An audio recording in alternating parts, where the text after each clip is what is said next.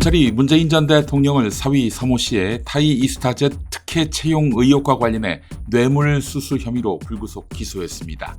검찰은 서 씨가 받은 급여와 주거비 2억 1,700만 원을 문재인 전 대통령에게 제공된 뇌물로 보고 채용 과정에 청와대가 개입했다고 판단했습니다. 문재인 전 대통령 측은 윤석열 탄핵에 대한 보복성 기소라며 반발했는데요. 이번 기소는 당사자 조사 없이 대선을 앞두고 이루어져 정치적 논란이 예상됩니다.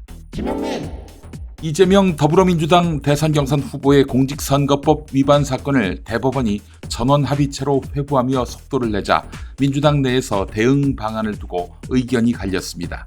강경파는 대법원의 의도를 의심하며 여론전을 촉구하고 있는데요. 하지만 이재명 후보 캠프의 한 의원은 여러 경우의 수를 따져봐도 현실적으로 대선 전에 대법원이 선거 결과를 흔들 수 있는 결과를 내놓는 것은 불가능하다고 보고 있다.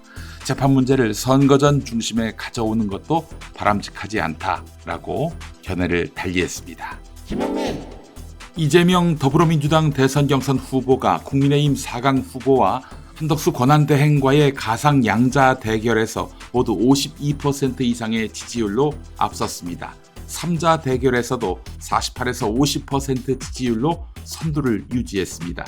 특히 중도층의 이재명 후보 지지율이 57에서 62%로 높았고 이준석 후보는 9에서 11%로 캐스팅 보트 역할을 했습니다. 국민의힘 경선 후보 4사람은 5차 범위 내에 접전 중이고 투표 참여 의향은 95%로 집계됐습니다. 국민일보 한국갤럽이 지난 23일에서 24일 전국 만 18살 이상 남녀 1,004명을 상대로 조사한 것입니다. 당의 과거 권력 줄서기 정치와 윤석열과의 관계를 비판했습니다. 지도부는 사전 논의 없이 진행된 연설에 당혹했지만 방송은 유지했습니다. 당내에서는 윤석열과 단절하고 반 이재명 연대에 나서야 한다는 주장과 친윤계의 반발이 맞서고 있습니다. 이런 가운데 경선 후보 4사람이 한덕수 권한대행과의 단일화에 긍정적인 입장을 밝혔습니다. 건진법사 전성배 씨가 2022년 대선을 앞두고 국민의힘 윤석열 캠프 산하 네트워크 본부에 참여한 배경에 김건희의 권유가 있었다는 주장이 제기됐습니다.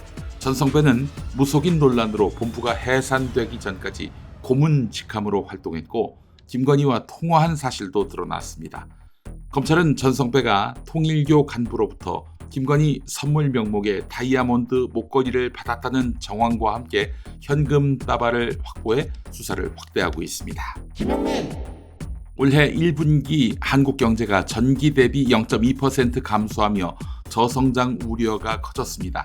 내수 부진, 건설 경기 침체, 정치 불확실성, 대형 재난 등이 원인으로 작용했습니다.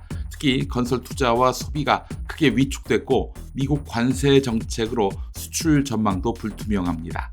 IMF는 한국 성장률 전망치를 2%에서 1%로 하향 조정했습니다. 미국의 관세 정책으로 성장의 다른 한 축인 수출까지 꺾이면 올해 1% 성장도 장담하기 어렵게 됐습니다. 한국은행은 5, 6월 관세 영향과 경제 전망을 재검토할 예정입니다.